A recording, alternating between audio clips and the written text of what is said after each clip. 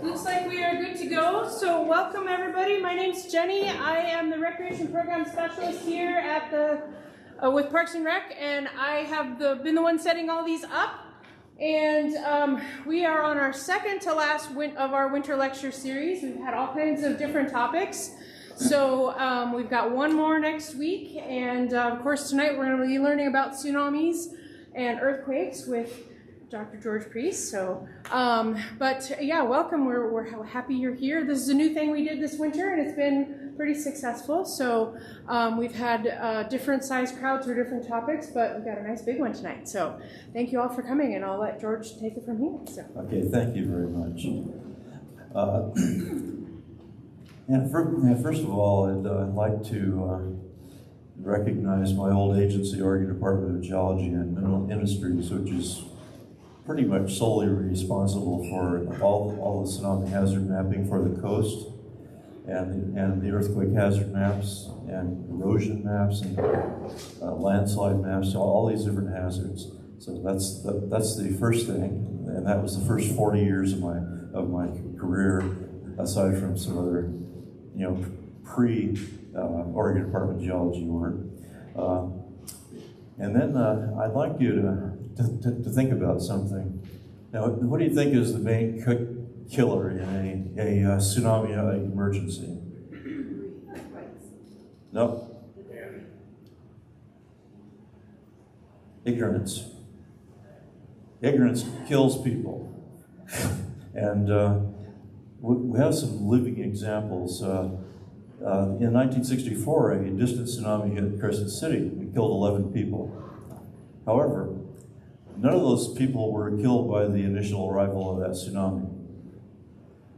They noticed a kind of modest tsunami come in, flooded a little piece of the downtown, not much. And then they thought, well, it's over, and we're all going to go back and check what damage has been done. But no, it wasn't over. A few hours later, the actual bigger wave arrived, and that's what killed these folks. The warning system in 1964 operated pretty well. Oregon and most of the towns evacuated. It wasn't perfect. At Crescent City, they didn't get that warning until about 2 or 3 hours after the earthquake up in Alaska. But they still got it an hour ahead of time, and they had time to evacuate, which they did. But what killed them was they didn't know that there's multiple waves coming in. So ignorance killed those 11. In 2004, in the Indian Ocean, they had a monster magnitude 9 earthquake, similar to what we can expect off of our coast. Killed 230,000 people, and we don't know how many are actually killed. Tens of thousands are missing. And almost the entire reason that so many were lost in that was they had no warning system at all for the Indian Ocean, and they had no education of any of the populace on any of the coasts.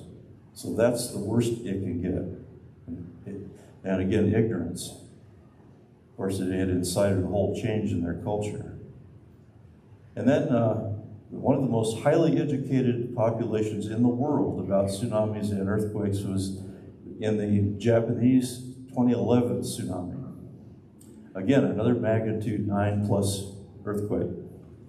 And the ruling classes in science in every country are the physicists, right? Everybody watch Big Bang Theory? Did you ever notice how the physicists in that, all those physics and engineering characters look down on which character? No. Who did they look down on the most? The geologist. And that's what killed 18,000 people in that event. Their warning system was first class, best in the world, Their education system, unbelievable. They have constant, drills, everything. They did everything right, but they didn't do one thing right. The geologists in Japan, they have some fine geologists who work on ancient tsunami deposits. They told the geophysicists, no, we can have way bigger tsunamis than we've ever had historically. And here are the deposits. We've mapped them all out. And they didn't listen because nobody listens to geologists. Not when there's all these guys with the math skills and the big black boxes, and most of the money in the scientific world goes to these geophysicists. So who did they listen to? They listened to where the money was. Geology is pretty cheap to do. You've got core stuff and figure it out, but nobody wanted to listen to that. So they lost 18,000 people. Now, we have an advantage on our coast. We haven't had any of these big tsunamis or earthquakes that are local events. So we didn't really have any geophysicists. They really couldn't help us much. So we were entirely reliant on the geologists. So that's our advantage, believe it or not, because of our lack of any scientific knowledge from the geophysicists who told us that we couldn't have magnitude 9 events here. You realize that was the belief system for 50, 60, 70 years. That's why Oregon didn't have any earthquake codes. Well, in 1989, a geologist working up in Willapa Bay, Brian Atwater, figured out that we'd had big tsunamis and probably bigger earthquakes. And then gradually over time, we finally convinced all the geophysicists that this was true. And that's when everything started. And my career with the agency, which has been 10 years long at that point, completely flipped over from what I was doing to nothing but this, earthquakes and tsunami hazards. So we are fortunate in one way that finally people listen to the geologists. So let's get off of that thing, and here's the story. We now know that there's a big fault offshore that is the Juan de Fuca plate diving under North America. It's locked right under our feet here at the coast. And when that earthquake fires off, this lurches forward, this upper plate, and creates a big tsunami. And we know that we've had about 40 of these big events. About half of them were magnitude 9s. The rest were smaller events. Here are some of here's a map of what those ruptures look like. Here's the big magnitude 9 events, about 19 of those in the last 10,000 years. And 4 that went up to here, and 7 went up to here. And then it's a little hard to read, but in the yellow print here, there's the recurrence at our latitude here at Newport in Lincoln County, about 410 to, I can't quite read it, but what is it? 410 to 500 years is the recurrence here for all of these different kind of events. When they happen, the seafloor rises up, creates a mountain of water seeks its level, and you end up with tsunamis headed to shore. Here's that cartoon kind of showing the same thing. Stuck in between earthquakes, the coast rises up, and the nose of that big fault, the upper plate bends down, and during the earthquake, there goes the water up, and what does it do? It splits in two. Part of it goes to shore, and part of it heads for the Japanese. So during the last big tsunami from a magnitude 9, we sent one of those tsunamis to the Japanese islands, and that's why we have a historical record of it, because they have port records that recorded that. And working backward, we know it happened at 9 p.m. January, I can't remember, maybe someone here, 25th, I think, of 1700. Here's what the computer simulation looks like, and you can see a magnitude 9 event here. You can see the part of the wave heading for shore, and these are time histories. Here's Newport right here, and basically it's a little hard to see, but there's a little cursor climbing up to the peak here, and here's the time. So it comes in about 20 minutes at the 50-meter isobath offshore.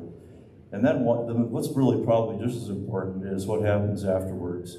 All these other peaks are more waves trapped along the continental shelf, arriving over the next few hours. We only have 2 hours here. It actually goes on for like 10 hours in decreasingly big waves.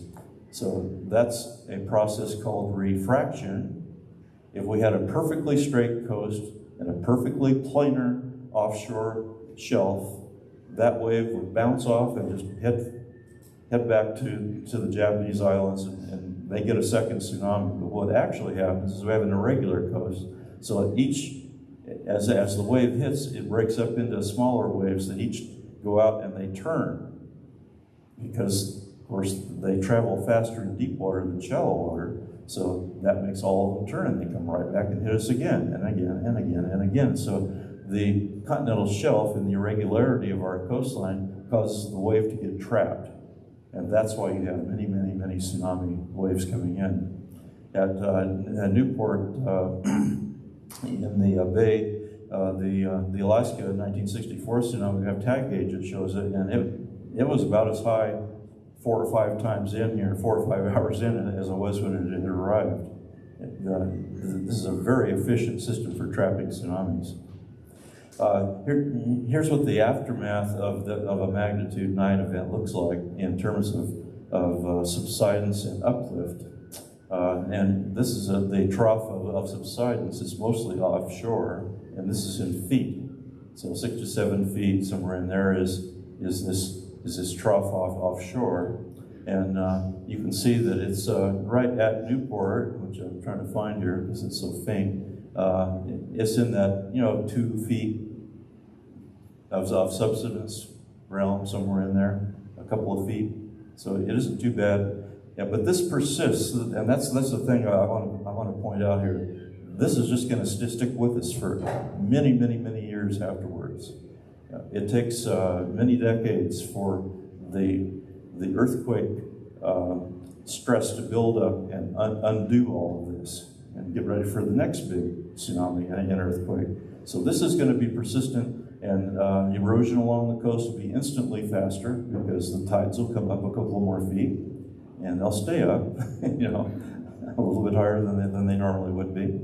But you can see we're not in the worst place. Look at the Washington coast. It's right in the center of that trough.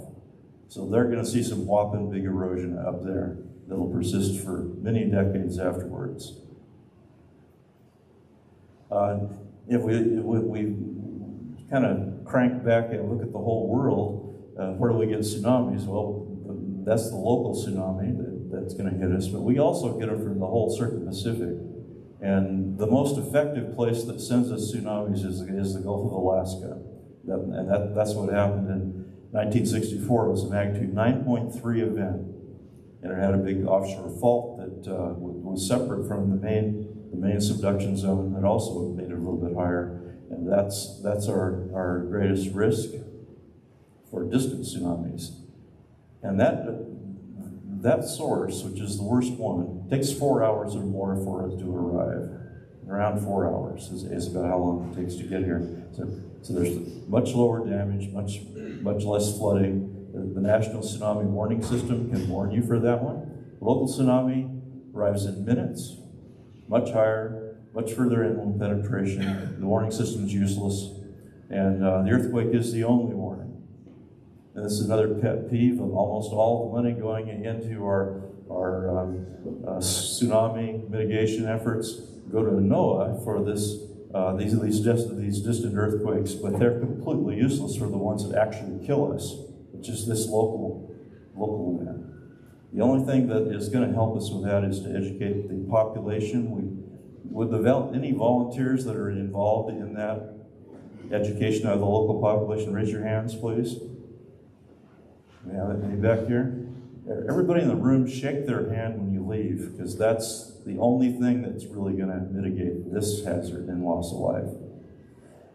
We have, as an agency, produced these evacuation brochures. They're all on that OregonTsunami.org website. So you can download them, print them, or just look at them on your phone.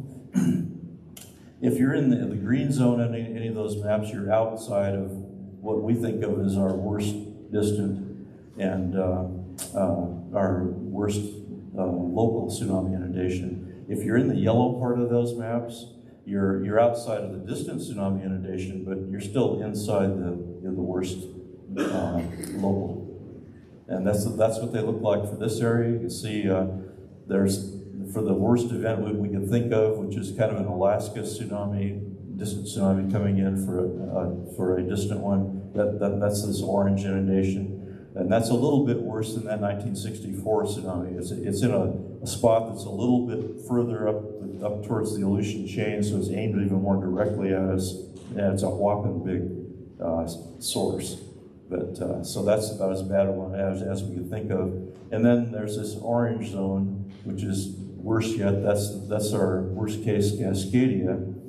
In order to produce that, we had to let that subduction zone sit out there for 1,200 years without an earthquake, building up stress. And you saw that, that's kind of an unusual event, right? Because the average is more like 400 or 500 years. So this is a pretty big event. And we can see that what's going to get flooded is basically the lower part of Nye Beach here, some of these areas. And of course, if we actually had that one, South Beach would be in big trouble.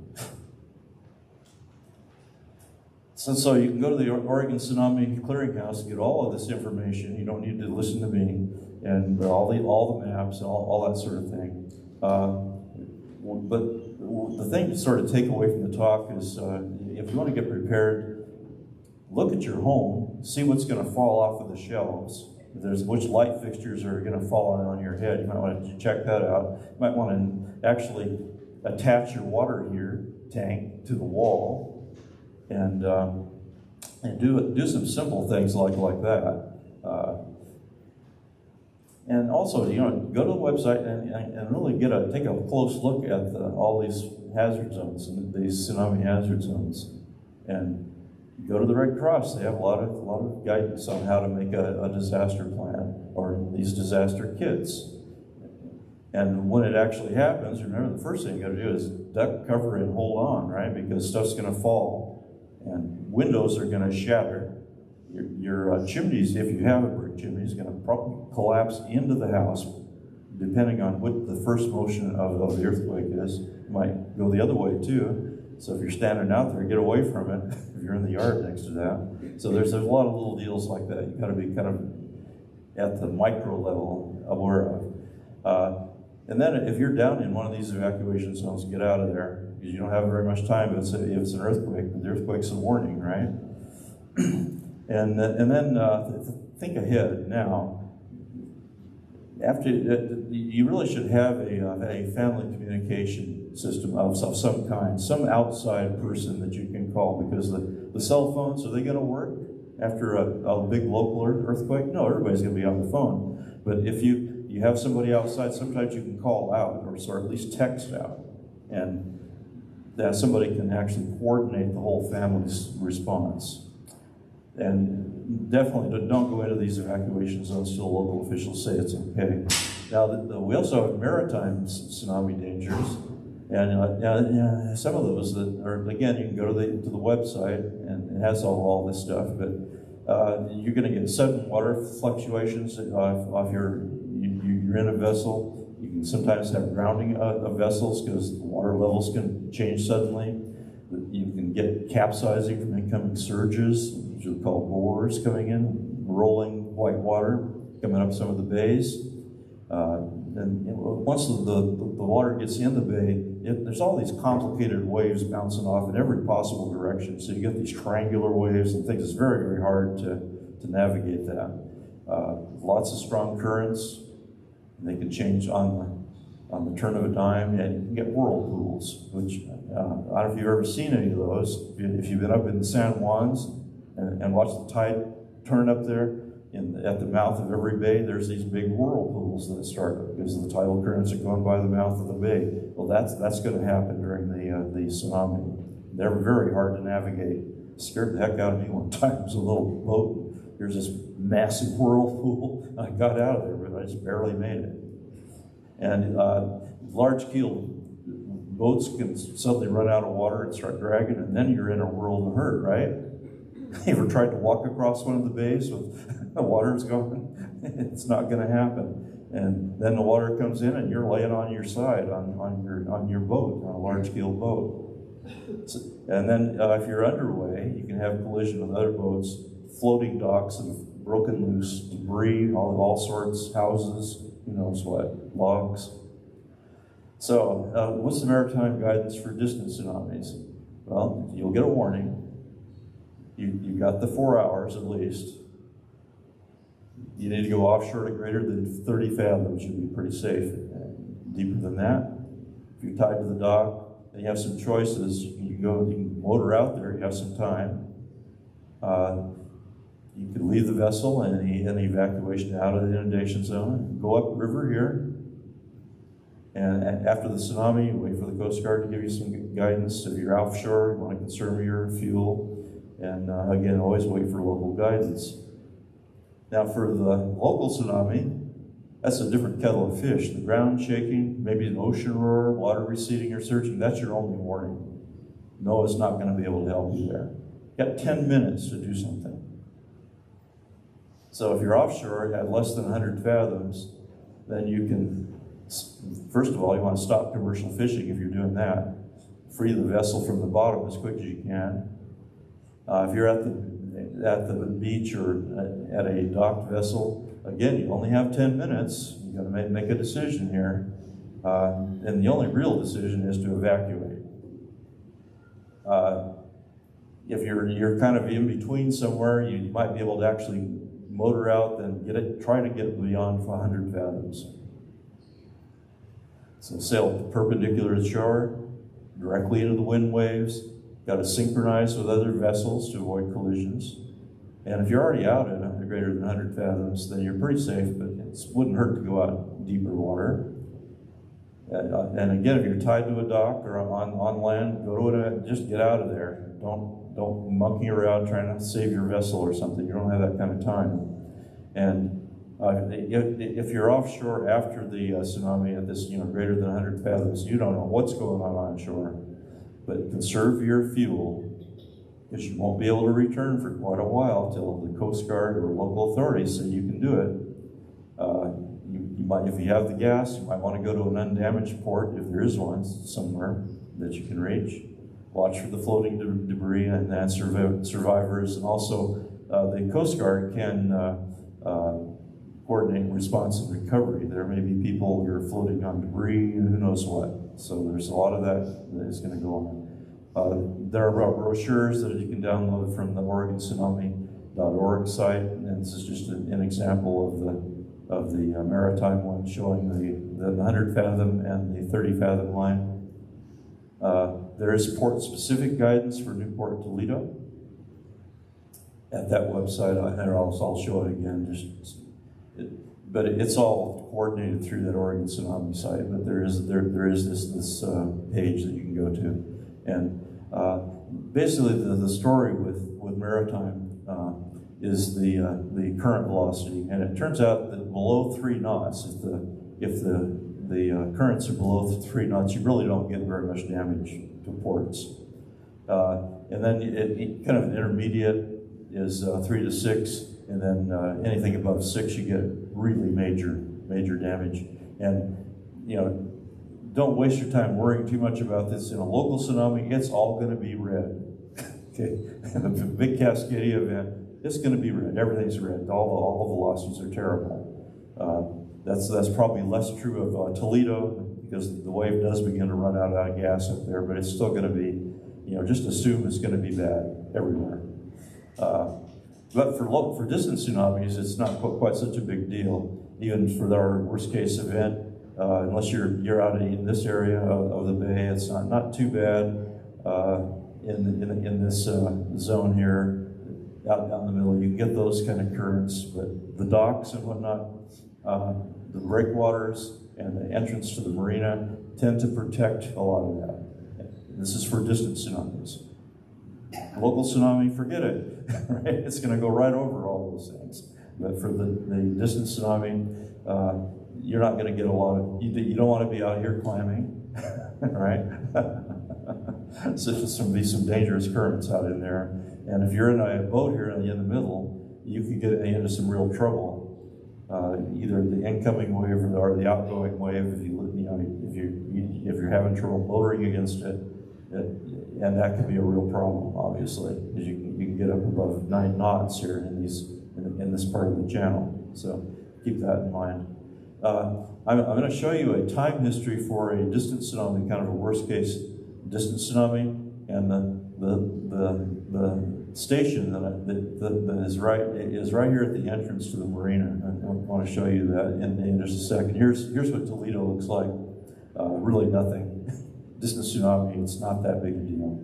You get that far upriver, even the local tsunami is going to have, some dangerous but not huge velocities. That it runs out of gas pretty quickly as it goes up these big estuaries. But here's that time history for the marina entrance, and here's the initial arrival for an Alaskan type Gulf of Alaska tsunami. But look at all these surges of currents. There's a pretty big one here at 5.5 hours. So if there's a distant tsunami, don't go fiddling around out in that estuary or a bay, because you don't want to be caught in these sudden reversing currents at these velocities. You can get into real trouble. So even though it may not seem like a big deal to have a distant tsunami, it can be a very big deal if you're in the wrong part of this. And look how long it goes. That's 8 hours. It's still some fairly significant currents. And again, ignorance will kill you. Imagine being in a small boat with this stuff going on. And this is a distant tsunami. Cascadia tsunami, same graph, but it's going to be, an order of magnitude worse. And what else is going on in a local tsunami? Well, there's going to be debris rolling in with all that stuff too. So you have battering rams going in and out. No, you don't want to be out there. Okay, that's all. Any questions? Do we have a sound system on our coastline? Do we have a what system? Sound system for tsunami. We don't have any alert. Oh, an alert system? NOAA is the main system. Why don't we have any for our coastline? Well, some jurisdictions do have some sirens and things. The experience has been that they're not terribly effective. A lot of times people can't hear them. There are some 911 systems that can call your phone, and there are systems that you'd have to ask your local emergency manager to find out things like that. A lot of those have been instituted in various towns. I'm not up on it. I don't normally live by the ocean. That's why I'm asking. Yeah. Oh yeah. That's a very good question. But usually if it's a distant tsunami, there's enough time for all those systems to operate. For a local tsunami, if it's a problem, there'll be no doubt in your mind. Does anybody have any idea how long these earthquake felt waves are actually going to last from a Cascadia tsunami? Anybody have an idea? 6 to 10 minutes? 20. No. Close, but not not that bad. A magnitude 9 plus will be about 4 minutes of shaking, really strong shaking. These other ones, the segment ruptures that are down in the magnitude 8 range, those are going to probably shake for about a minute to 30 seconds, but somewhere in that range, depending on how long it is, because it just takes long periods of time for these ruptures to actually propagate along the coast. Now, does anybody remember what that map looked like of the ruptures? Did you notice something about where most of them were? The little ones that weren't the whole length. Anybody notice that? They're all south. So guess who gets to come to the party for almost every event, no matter if it's a short rupture or a long rupture? Southern Oregon, right? Southernmost Oregon. So you get south of Cape Blanco, they come to every event.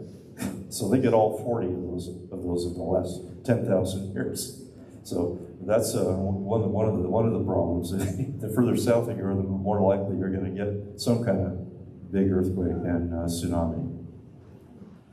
But it does take time. Those shorter segment breaks just take a lot longer for that to propagate. Yeah. The green area on the map, does that correspond with a certain elevation? No, it's a variable elevation. All those lines are variable because, as I said, the tsunami runs out of both water and velocity as it goes inland. So it starts at the coast. Let's say it starts at 50 feet. Well, it's just going to steadily go down and down and down as it goes inland, and there's only so much water in that wave, and it's only going so fast. What's it? No. Well, that's not. I'm not going to say that because it's possible to get to those kind of elevations right at the open coast in special conditions and the right earthquake. Right? Yes. So we're pretty close to the wavefront. You see it all over town, the streets where it says you're above the tsunami zone or below the tsunami zone, the blue mark. Oh yeah, I was going to put a slide in on that. Yeah. That's the blue line system, and the New Zealanders thought that up, and since Jonathan Allen, who took over for me at the local field office, is from there, he picked up on that right away, and he started that system for the whole coast, where they just draw a line on the pavement for the for where you're crossing out of that both zones, where you're above all of them. And that kind of gives you a false sense of security, though, I guess. I mean, but my question to you would be, being that we're above that zone in elevation, and a big event happens.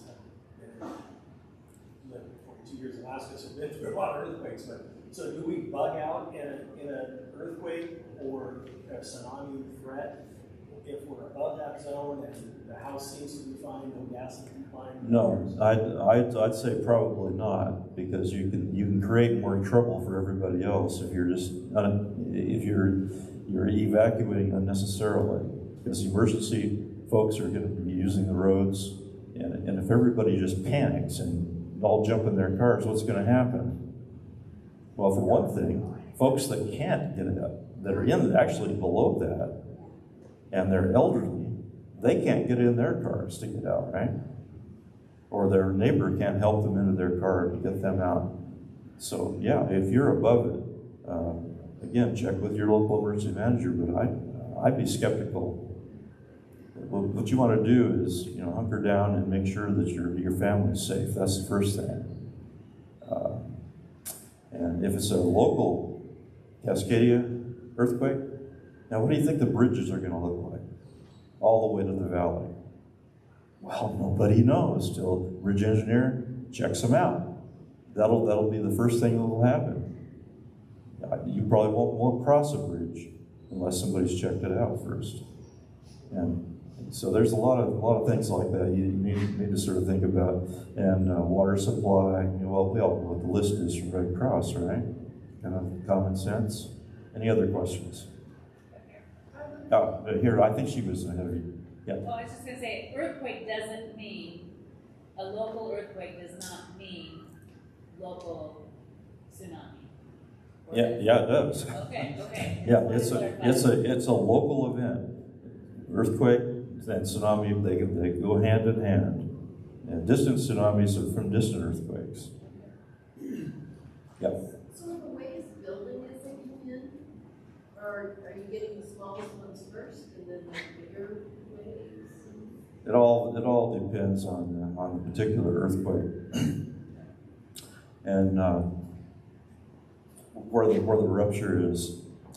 I think most people are under the impression from probably TV and movies that there's a withdrawing of the water and then the wave comes in. That only happens in a local earthquake if the that trough of subsidence is way offshore. Then, of course, it sucks water away, and then the wave comes in. But if you're pretty close to the other side of that trough, the water will just start coming in right off the bat. And just it won't come in quickly, maybe, but it'll start coming in right off the bat. So it all depends on where you're at on the rupture. In many cases, from distant tsunamis, there is a withdrawal. However, at Crescent City, when that 1964 tsunami came in, not so much. Just a gradual rise of water in that initial wave. They didn't have a withdrawal till later. When the big wave came in, then there was a big withdrawal. And that, again, attracted people out into the danger zone. So, there's fish flopping around. Well, there's all kinds of stuff going on here. Let's go check it out. And then they look over in the horizon, and here comes the rolling bore, right? The bore is a rolling surge of water coming at you. Have you, before we moved here about 8 years ago, there was an article in the paper, the financial section, on tsunami capsules. You get a one-person or a two-person. Are you familiar with that? I've heard of them. I'm skeptical, but No, well, that's what I wondered too. Right. Well, who knows? If that makes you feel better, and it might be something. I don't know that I'm claustrophobic, so I probably would never get in one. I'd be out trying to swim. Down in the back. I just wondered where they would go. Yeah, you go wherever the current takes you. It's a local event. What kind of earthquake is it going to be? I've heard it will probably drop 10 feet because the land is up. Well, right here, it's not going to drop 10 feet. Maybe some parts of the Washington coast might have that kind of subsidence, but probably not here. It might be a couple of feet. It'll drop. But so right here, what kind of earthquake is it going to be? Do you know? It'll be really bad. It's not here's a clue.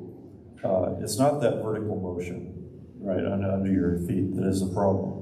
The problem is that the upper plate, the North American plate, is doing this right now. And, it goes up a little bit, right? What about out here? Think about it. It's inclined, the fault's inclined about 10 degrees on average in this part of the coast. So it's a 10-degree angle, and it's doing this. So the vertical doesn't amount to anything. Remember simple geometry, right? It's this part. It's that horizontal motion. And that's where almost all the force is. So that is a lurch of the Earth's crust mostly horizontally. And that's what knocks buildings down. It's horizontal acceleration, not vertical acceleration. And even the bridges are pretty well built for vertical. But man, they're not built very well for horizontal acceleration. House anchors will hold your house down in an earthquake like that or right on the coast? It's possible that they will, and it's possible that they won't. And that's just the honest answer. And I'm not an engineer, but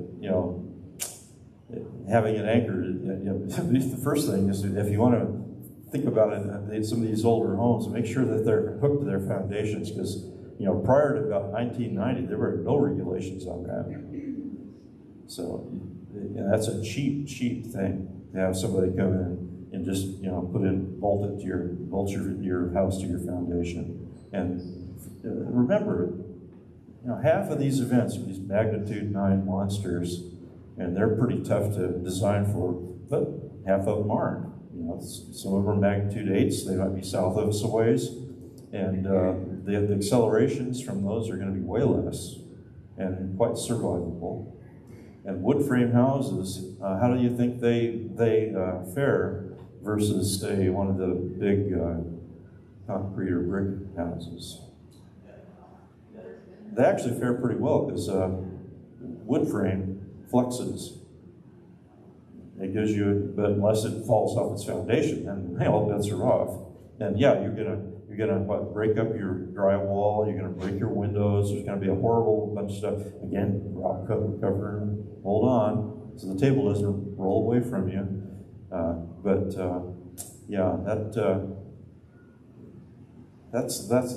something to think about.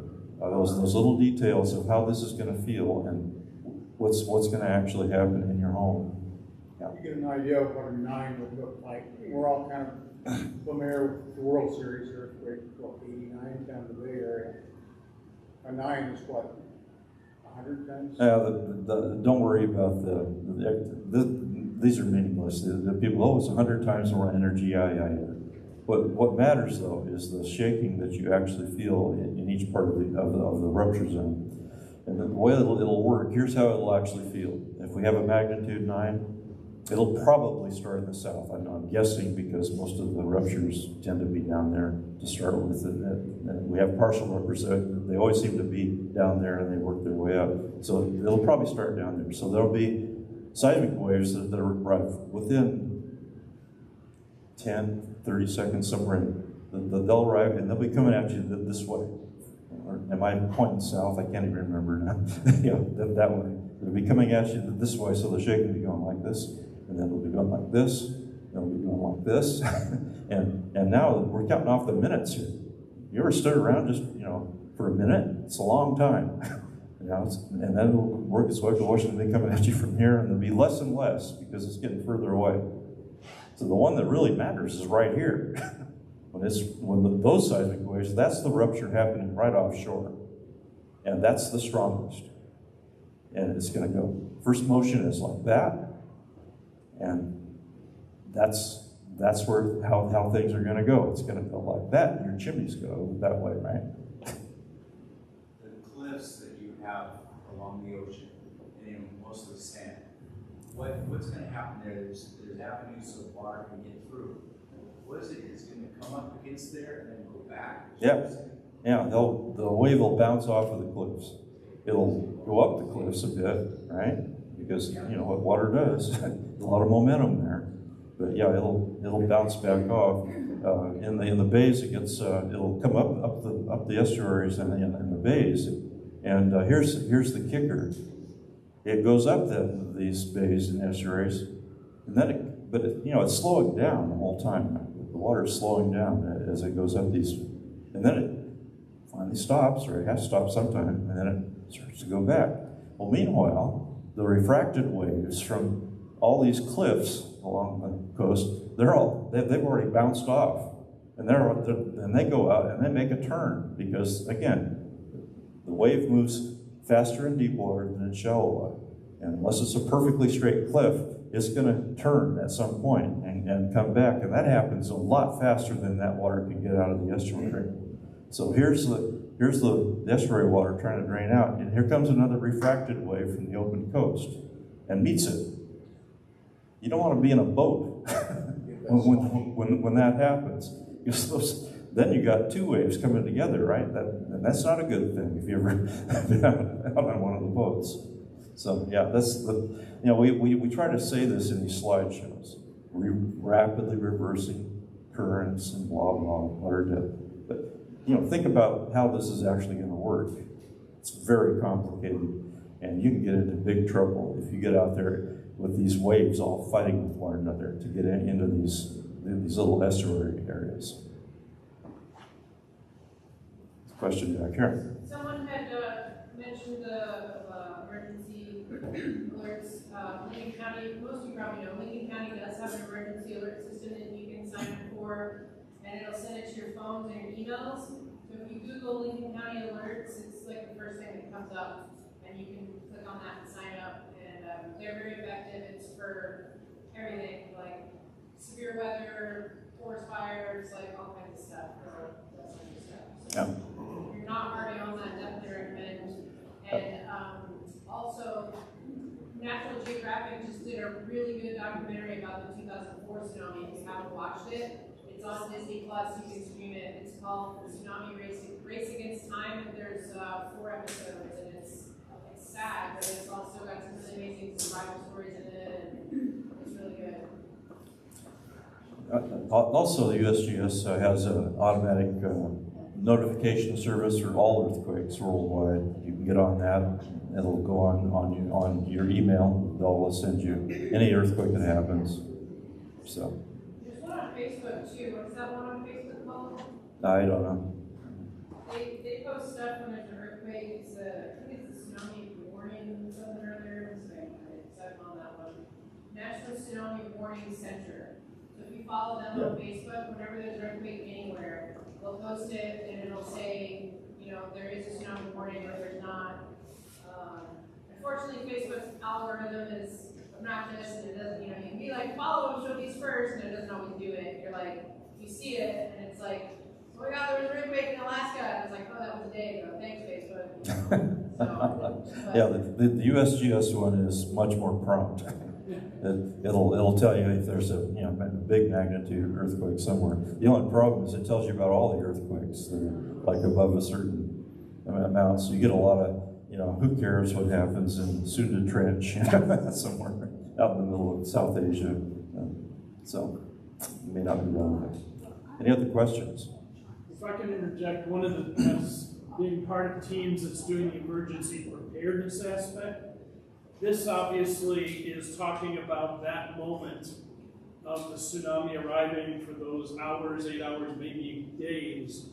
And the thing that a lot of people don't realize here on the Oregon coast, and this is unique to the Oregon and Washington coast, is what's going to happen after that, in that you may have survived the tsunami, but we all know that we will be completely isolated.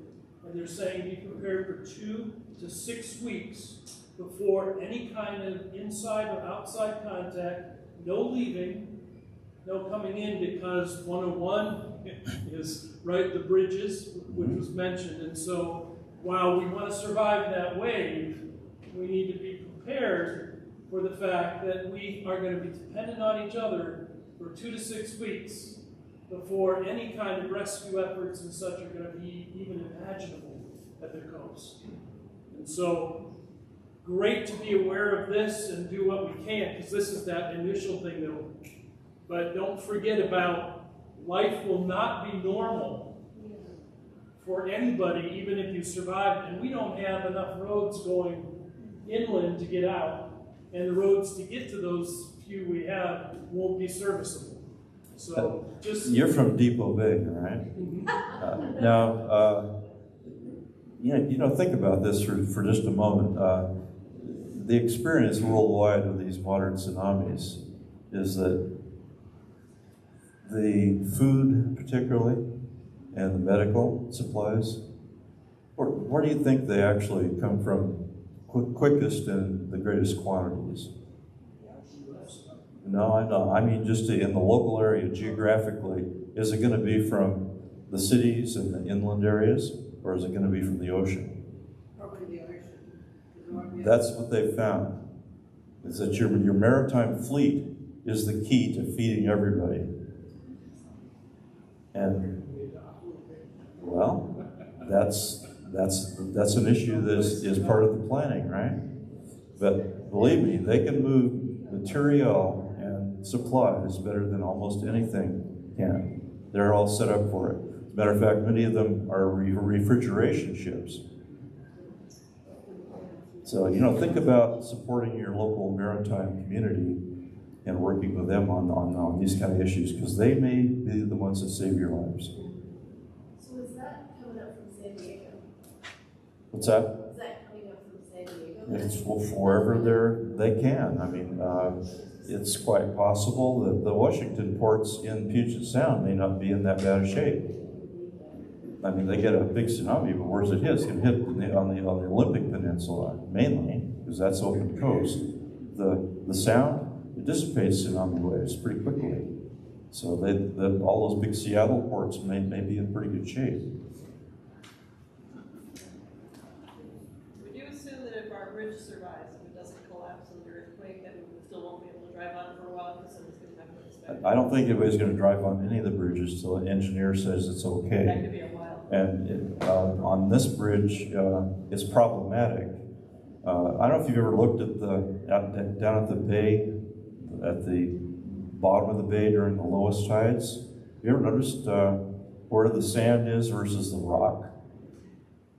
On the north side of the bay, it's all rock. That's a pretty good foundation. South side of the bay, that's probably where the old Ice Age channel of the Yacuna River went through, and that's just sediment, soft sediment. So you're now the bridge, and there's an earthquake coming at you like this with horizontal accelerations that can be as large as 1g, which is one acceleration of gravity. Remember, 1g means that the tables come off the floor going horizontally. And you're the bridge, you're anchored on here, but here you're on soup. I don't know, but I have a feeling that bridge might be in some trouble. And when was it built? Back in the 40s, something like that, late 30s. Anyway, yeah, it's not really engineered for that kind of stuff. So, and now you've got to think about, well, how are you going to get around the estuary? You have to go inland somewhere, cross over one of those bridges maybe. There's a lot of problems. Yeah. So my understanding is that the review doesn't need any time. And, well, yeah, I mean, it's all probabilities, right? So, I live about 4 blocks from here, at 120 feet.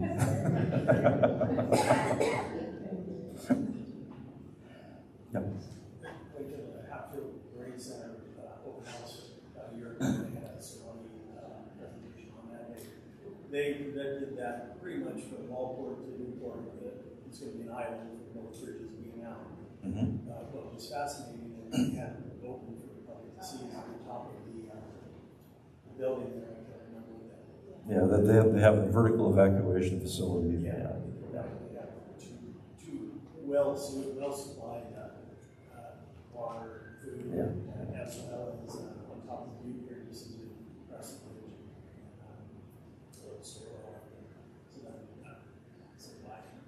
Yeah, that was a $50 million facility, the expansion that they put in there from Oregon State University. Like I remember my buddy Chris Goldfinger, he was not happy with his school building that. He thought, well, why are they doing this in the inundation zone? But in their defense, they did put this big vertical evacuation facility in. So. My understanding is it's designed where the initial thrust will blow out the whole bottom of the building. Yeah, that's Go through. yeah. Structures. Yeah. Now we're into the engineering realm, and it's always better to let the tsunami go through. So if your first story can survive the earthquake, then when the water comes in, yeah, you want all those walls to break away and the big structural supports to still be there, but you know, the force of that water is huge. You don't want it to be resisted, right? Won't the well waters be contaminated? With salt, yeah, salt water will definitely get into the wells. So if you have an all-electric house, you can't purify it. Well, I don't know how long that contamination lasts. I'm just not a good enough hydrologist to tell you that. Yeah, a lot of the rock around here and the soil is pretty tight, so it's not easy. It's not easy for water to go down into your well, except unless it's an open well of some kind, you know, like the casing has an entry for the water. Is anybody from Water Rock here at all? Well, even there, where the land is mainly old ancient dunes.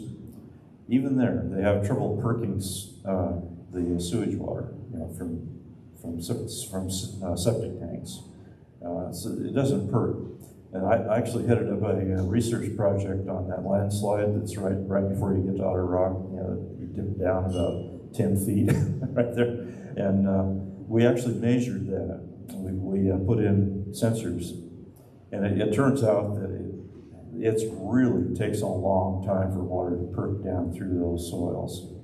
You know, like 15 hours for it to go that far. You know, so I have a feeling it may not be as bad as you think.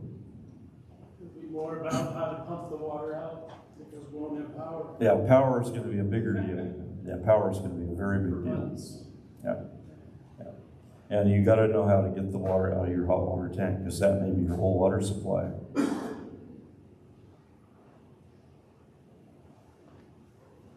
Any other questions?